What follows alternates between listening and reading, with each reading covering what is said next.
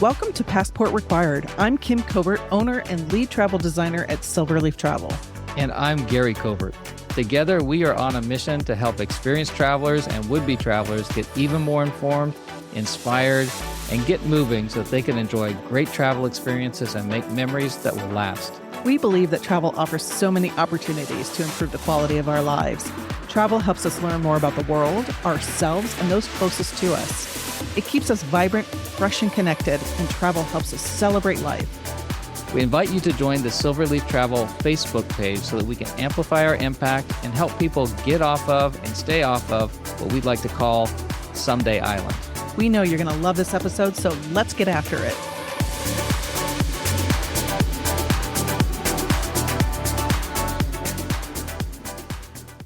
Welcome to Passport Required. I'm Kim Covert. And I'm Gary Covert. And we're very excited for you to join us on another episode.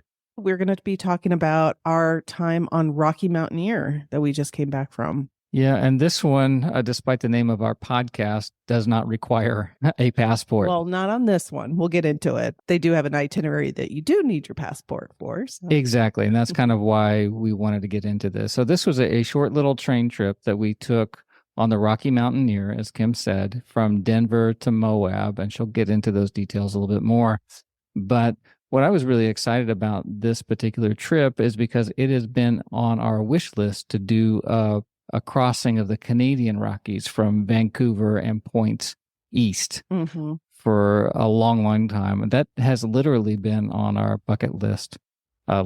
Absolutely. Yes. Our bucket list. Our bucket list. I think it's just one thing.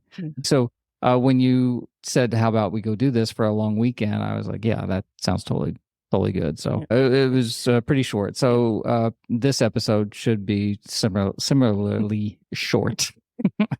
So why don't you tell people what the trip was about and where we went from and some of the logistics and the ins and outs. Yeah, this was a great opportunity with Rocky Mountaineer. It's a nice short 2-day itinerary that they introduced a couple years ago. They've been doing the Canadian Rockies for years and years and years, but they just started this one. So it was a good way to, like you said, try it out. I wanted to see what it was like for my clients, and who would be the right client for it, and just to understand the logistics of it all. I've never done anything like this in the US or Canada. I've taken many trains in Europe, but so different. Yeah. It was great. We started in Denver and overnighted in Glenwood Springs and then ended in Moab.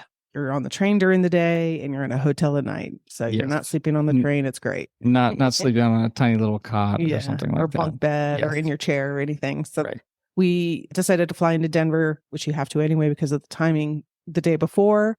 I haven't seen Denver like that in years and years, and it's so different. And Union Station's beautiful. It was great. It's right downtown. It's right downtown. Here's a little tip. Take the train from the airport into Union Station. It was $10 per person, and it ends right at Union Station.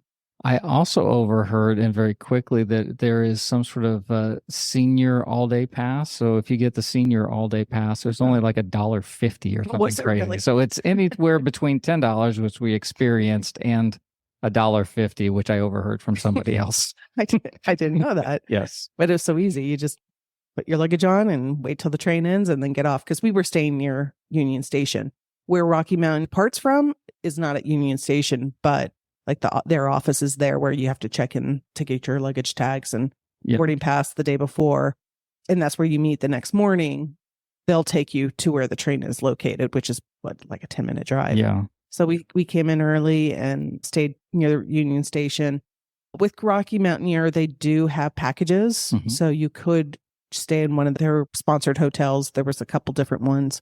But I just used the travel train. We stayed at a Westin, but it was all very There's convenient. a ton of different options around there, but you will get to know the Union Station area, especially if you come in the way we recommend. The commuter train will just go take you right in there, and then there's a million hotels right around there. Just can I add a quick little traveler tip? Yeah. So we met friends for a happy hour up in the bar in Union Station on the mezzanine. I forget the name of it, but it's like not mezzanine bar or something like that. It might be. Yeah. I think it is, or Copper Bar or something. But anyway, it's not the one on the ground floor. So go upstairs and get a reservation. Mm-hmm. It was a great experience. Their cocktails are off the charts. They're just a very quick tip, if you're in that area. And then down the street, there's an old hotel called the Oxford, and it's supposed to have one of the oldest and best cocktail bars in town. Mm-hmm. But we weren't there long enough. There's only so many days you can drink. Guess we could have come in another day, but we just had, the weekend to do this. The next morning, early call, we have to go meet the Rocky Mountaineer staff at Union Station. So we walk. And we met them. Since we had already checked in, all we had to do was hand them our bags and wait. And then the bus came and took us to where the train was located, which was about a 10-minute drive, I think. Yeah, very, very short coach ride. Yeah, to a different yard. Mm-hmm. And the staff is there, and they're all welcoming you on board, and they've got their, little conductor hat on, and very sharp. It was a really nice touch. And yeah, I'd have to say that their livery was contemporary, but also a little classical. It's just it looked like, okay, that person belongs on a train. Yeah. Nice little hats and things like that. I guess the first thing I'll share and then ask you is, I was really impressed just by the train itself. I don't know what I expected, maybe something kind of old-timey and hokey or something like this, but this was modern and beautiful and spacious. So the first thing I noticed is when we got on the train is that our seats had a lot of space in between them. So there were side-by-side seats, big panoramic, a car that had big panoramic windows up to the ceiling, very high windows. But there's a lot of space. It's not like you're sliding into an airline seat or something like that. There's a lot of space between us and the next row up. And then, just the amenities and everything were just great. Nice little lounge car and things like that. Mm-hmm. Yeah, where we were sitting was leather seats. There was a charger in between us. Mm-hmm. Like you said, there was lots of space for your legs. Yep. And your seat doesn't really recline that much. It kind of reclined a little bit, and you had a little foot thing you could put down. But there's so much space. I couldn't even reach the little. Yeah, your feet couldn't reach the footrest. So that tells you how much space there is. And and then the train car, they're not the total glass dome train cars, because here in the U.S. our bridges are just a hair too low. So they kind of go almost full circle, but the very top isn't glass. Yep. So you have really big windows and you can see a lot out. And like Gary said, there's a lounge car that was attached to it. And there was actually our car, the lounge car, another car, and another lounge. Mm-hmm. So you could walk those four. Mm-hmm. And in the categories of tickets that you can get in the U.S. is slightly different than their Western Canadian trains. In Western Canadian, there's Silverleaf. Mm-hmm. Not named after my company or mine named after them, but it's either Silverleaf or Goldleaf. And Goldleaf is the total glass domed trains and the dining car and the lounge car. And Silverleaf in the Western Canadian routes is you just sit in your seat. You have one seat. Yeah, you have one seat and you're served the food there. Mm-hmm. So that's why the Goldleaf is so popular, because it comes with a lot more amenities. Yeah. The dining two-story or comes with a double deck. A double decker dining car. Yeah, that's what I was looking for. And that's not the setup we had here. And then in the U.S., it's different because they can't do the full glass domed trains. They only have Silverleaf, which is the basic Silverleaf, or Silverleaf Plus, which is what we had, which has the lounge car and the food, and everything like that. Yeah, that extra lounge car, which I would strongly recommend. 100%. It's nice to get up and just change locations, change seats. The lounges were beautiful, and it felt like a bar. I mean, they had a full-time bartender in there. The other car where you have your official numbered seat, they'll bring you drinks, wines and things like that, but it's not like a cocktail bar. It's better to go to the lounge. Yes. Yeah. So anyway, it's good to move around. Yeah. They have comfortable chairs there. Yeah. So we get there, the bus delivers us onto the train, we get seated, and then away we go. Yeah, we left about, I think, like 9 a.m. by the time all that was said and done, and their staff is there to wave us goodbye. Yep. It was really nice, and get a slow crawl out of town until you all of a sudden are outside of Denver in the hills. Yep. And this was the longer of the 2 days. And you go into the mountains. Immediately we saw elk Yes. And this is also where all the tunnels are. We went through 28 tunnels.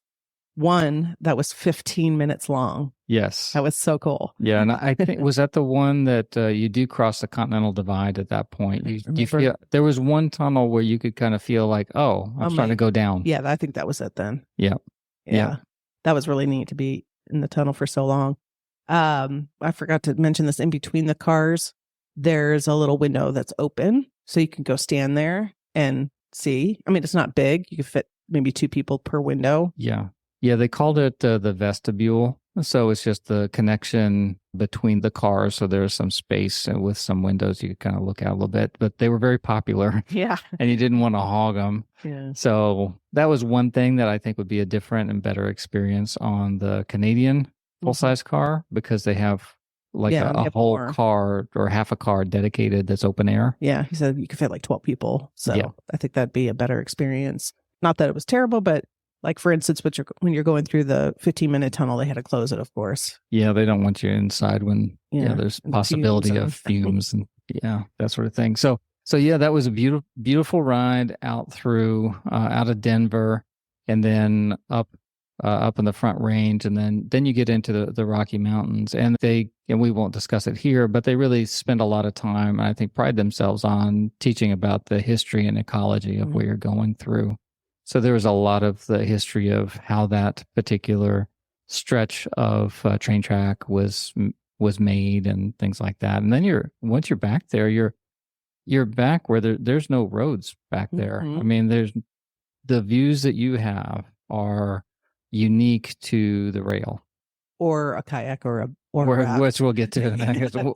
On the other side, once you start to come down, that's where we met up with the Colorado River, which was our faithful companion all the way to Moab. Yeah. And that was, so beautiful. It just starts off as a little stream outside this little town, and it just kind of gets bigger and bigger. And then we go into this gorge. Yeah. What was that called? It was called the Gore Canyon? Gore Canyon, I think it was. Yep. Yeah. Yep. Beautiful place. So pretty. And a lot of very hairy, wild river rapids and things like that. Yeah, and that was the first time we saw some scenery that I didn't expect any of us to see that was not on the brochure. The Colorado Salute. Yeah, the Colorado Salute. So kayakers are prevalent on this stretch of the river, and somehow they've got it in their head that they would like to show their respect to the passing train by turning around, dropping their pants, and mooning the train, which I'll choose to believe is a sign of affection. We got such a kick out of that. Yes. Yeah, that was actually kind of fun. The staff, they all laugh about it too. And they were, towards the end of the trip, they were handing out cards that you could put into the window that would give them a numerical score. And that was a 10, that was an 8, that was a 7. Yeah. But that kind of broke it up. But that was a lot of fun. So humans aside, the river was beautiful. The geology was beautiful. The scenery was beautiful. Seeing the transition of the river was beautiful. And then, of course, there's the history, which we won't go into here, of why those tracks are there and how it got made and all that, which is fascinating. Really. You're just going to have to go on it and hear it yourself. You'll have to go and, read a book or something like that. But yeah, all those different tunnels, they went through that tunnel district. That was beautiful. And then down the other side, that was a long day. It was a long day. And we were served breakfast, lunch, which were phenomenal. You had a couple choices, maybe 2 or 3 choices for each meal, maybe 2 choices, mains. They had like a little special something each day that they had brought on board from a local company, which was really neat. I think we're planning on eating dinner in Glenwood Springs, which brings us to another point is, you share these particular rails with commercial traffic, and I believe they get priority. So we were several hours delayed getting into Glenwood Springs, which is a bummer because we wanted to spend the afternoon there. Go to the hot springs. And go to the hot springs and get some dinner and just see the locals. And it's a charming little town. I'd been through it before, but I wanted to walk it, with you and see what it was really like. So we didn't really get to spend a lot of time there. But anyway, the experience of being on the train itself was really, really wonderful. Definitely. Really enjoyed that. That was the one thing I'm so glad I got to experience and learn. And one of the reasons why I took this is to learn about the freight traffic on these. It's not like Europe. It's not like a dedicated passenger train. So when you're traveling in Europe, you're taking a train from Paris to someplace. Mm-hmm. And it leaves exactly on time and it gets in on time. Yep. This doesn't happen here in the US or in Canada. We didn't have the priority on the rail lines or a dedicated line for this. Yep. So I didn't anticipate being delayed due to freight. I didn't think it was a possibility. Didn't occur to me. Not occur to me. We had to stop twice, and they were each like an hour and a half, which is fine. I mean, which was unusual, but it's unusual. For your friend, do you want to give him a shout out? Have you mentioned August? Yeah, he was He's great. My guy at Rocky Mountaineer. He was on board with us. Amazing. Just took such good care of us, and he also used to work on the train, being one of the narrators. He has quite the history with Rocky Mountaineer, and his dad works for Rocky Mountaineer. So a big love there. Yeah. Great person, and really just emblematic of everybody there. I think they really wanted to share what they knew about the route. They're really proud of their train, and they wanted to give really good customer service. I'd give them, 5 stars. How many stars are we supposed to give? 10 out of 10 for me. 10 out of 10 stars or 5 out of 5. Yeah. They get all the stars. Yeah. Yeah, they did a really good job. So anyway, then we got late into Glenwood Springs, and so we just kind of walked around town where we weren't hungry because we had such a big lunch, and we just went to bed. But it was such a charming hotel right across the street from the tracks. Literally, it was 100 feet. Yeah, it was just and Glenwood Springs train station is charming. They've obviously put some money into it, but it's a charming place. And then I think we stayed at the Denver Maxwell, which I'd call it a cozy boutique hotel. Really charming. And I definitely go back. And, for sure. The hot springs, the Glenwood hot springs are across the street. So you have to cross this little pedestrian bridge and go over there. Yeah. There was a couple other ones like Iron Horse that really nice. Iron Horse looked good. We did, the train did go by that.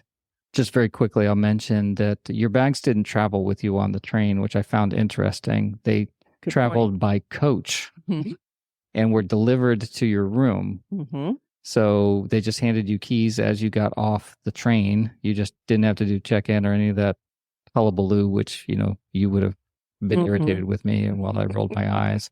So there were no hiccups, no glitches whatsoever. Just walk right up the stairs, right into your room. Your bags are there. And then a nice touch, which I thought was, they said, just leave your bags in your room. Just leave them right there. You don't put them out. You just leave them there. When you close the door, they're secure. And then they went into your room, grabbed your bags, put them on the coach, and there we went. Yeah. It was just amazing arrangements that they made to make sure these bags went here, they went in the rooms, they got your room key. You get on the train the next day, and we'll get into it, but then when you get off, then you got bags in certain locations. It was just the logistics of all of that. It was great. Yeah. They looked after every little detail. So that was very nice and gave me a good warm feeling, because I definitely don't want to sit around trying to check into a hotel.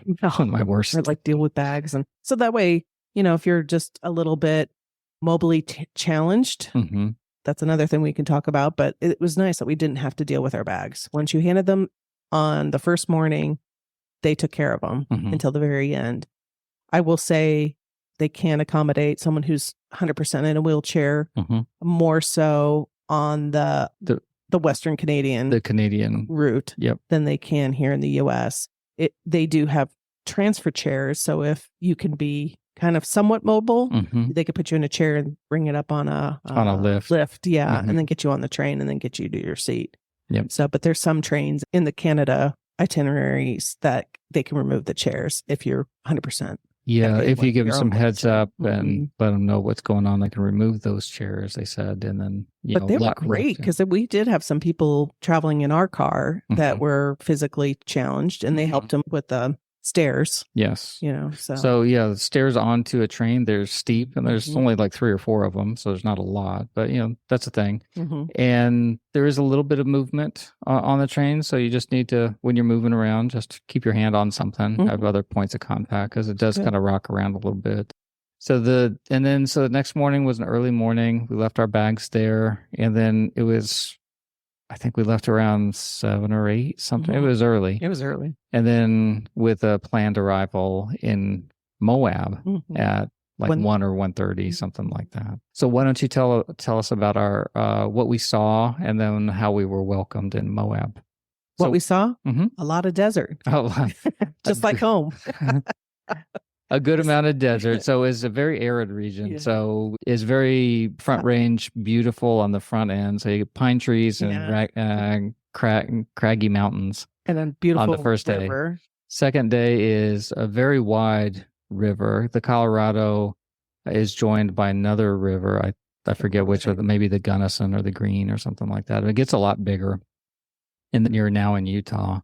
And it just really kind of opens up. Oh, we go through like Grand Junction and that sort of It's stuff. like the high desert, and and our train kind of diverts away from the river every once in a while. So it wasn't like the day before where we saw a lot of the river. It's mostly just like high desert, a town, high desert, a town, right? You know. And there were a couple points where you and the interstate are sharing, you being the rail. And the interstate kind of share a route together. And then after a while, then that stops. I think there's a place called like Ruby Canyon that we diverted into. That the only thing back there is a train in the river. Yeah. Which is nice. Yeah. So that was really pretty. But yeah, arid and then just green around the river. That's the way it goes. But yeah, that was a great day. And then we arrive in Moab. Yeah. And we rode by the airport.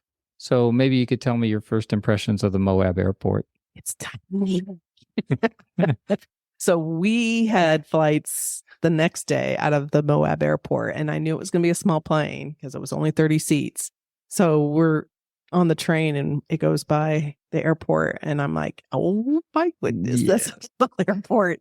That's going to be a little plane, and I don't do well on little planes. I don't think it even had a tower. So no, I don't think. But anyway, and I think that's where they have the car facility and Enterprise or something like that. And a tip is 9 times out of 10, they're not going to allow you to rent a car from there and return it somewhere else. Yeah, because it's such a small airport and small rental company that you really do need to return it back there. So yeah, they won't let you go to Vegas or something like that typically.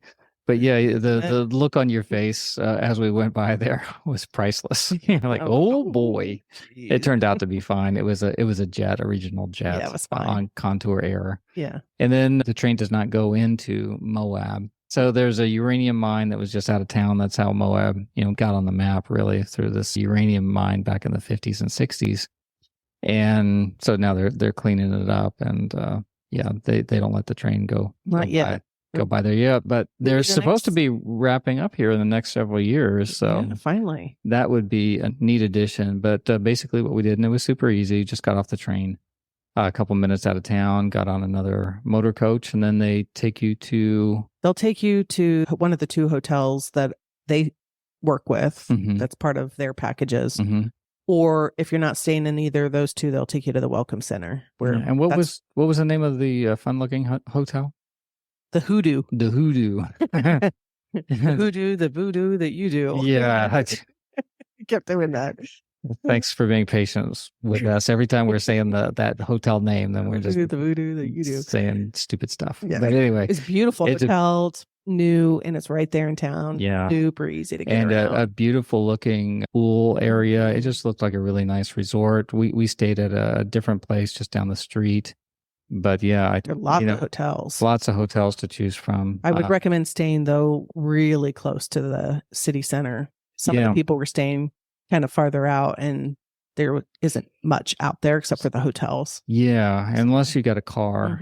But if you're just, on foot, which actually on foot is not terrible if you have things booked, like kind of what we did. We didn't rent a car.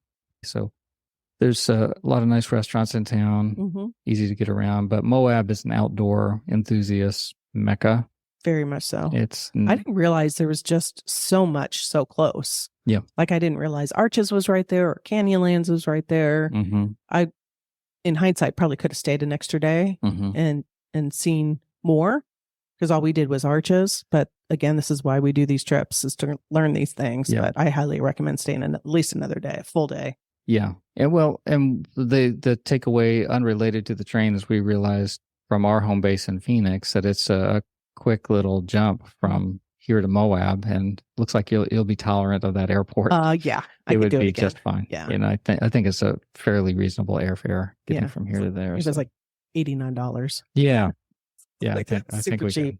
But the next morning, so we're now out of the hands of the Rocky Mountaineer. They just said, sayonara to us. We enjoyed the rest of that afternoon, and then the next morning we took a tour, which you had organized, that took us through Arches. And I give a shout out to, was it the Moab Adventure Center? They are great. So good. Just so friendly, really knowledgeable people. They were so friendly. You go there to their location and you check in and things like that, and just it's right in the center of town. But super nice staff, very friendly, answered all your questions, and just a really enjoyable time. And then they took us by a smaller coach up to Arches, which is right outside of town.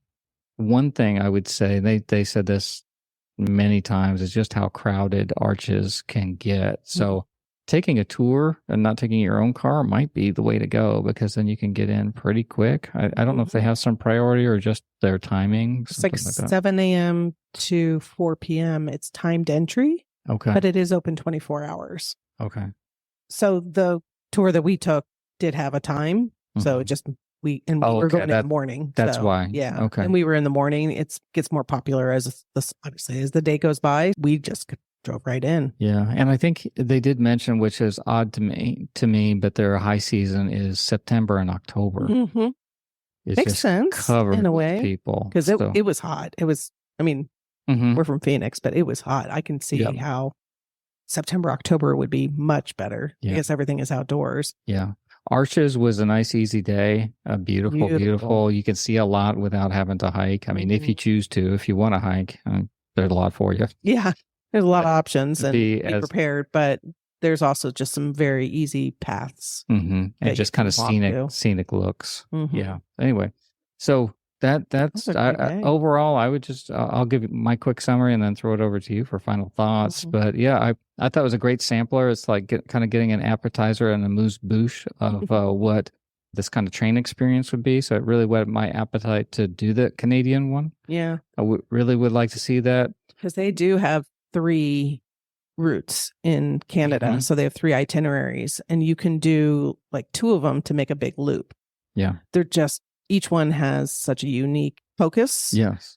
And I can't wait to try at least one of them. Yeah. Not all 3 of them, or do a loop or something like that, because that Lake Louise and the Banff area. So it just looks so pretty. Yeah. Shout out to the Rocky Mountaineer people. Really professional. Really, obviously, they love their train. They love what they're doing. Everybody was friendly. It felt like it was an all-inclusive experience. There wasn't like nickel and diming stuff. Not at all. Once you're in their hands, they just took care of you. Yeah, I loved it. Great little thing. So if you're curious about doing something over a long weekend, that might be an option. And then also I'd just say, stay tuned, because I think we're going to the Canadian Rockies. So I think it's staying on the bucket list. Yes, the bucket list. I think the one thing I will add is, like, what's the right demographic? Obviously we didn't do the Canadian one, but for this one, I will say probably not kids. Yes. I think they'd go stir crazy. It is a lot of sitting. It was wonderful. Of course, you're seeing a lot of great sceneries, but you're on that train for 8 to 10 hours plus, depending. So that's a lot to be in a car or 2, the lounge. I think it's good for people with limited mobility, because it is a lot of sitting, and they do take care of you and handle your luggage. I think that would be great for people like that too. So that's my 2 cents. Yeah, 100%. Great. Well, thank you for taking me along on that little adventure. It was short and sweet and a lot of fun. A lot of sweet. I really, really enjoyed it, and I can't wait to go and try their Canadian itinerary next. Yeah, me too. Well, thank you guys for joining us on this episode. We had a great time talking about this experience. Don't forget to like this podcast and follow my Facebook page, Silverleaf Travel. Grab your passport and let's go. Let's go. Thanks for listening to Passport Required. Please be sure and join the Silverleaf Travel Facebook page so that we can connect with you. It is also a great place to share your own travel tips, experiences, and wisdom with the Silverleaf travel community. If you got something out of this episode, we would love it if you would subscribe and also give us a rating and review. We always want to get better, and we will read all of your comments and suggestions for topics so that we can make this podcast the best resource possible. My name is Gary Covert. And I'm Kim Covert. Thanks for listening, and thank you for being a part of the Silverleaf travel community.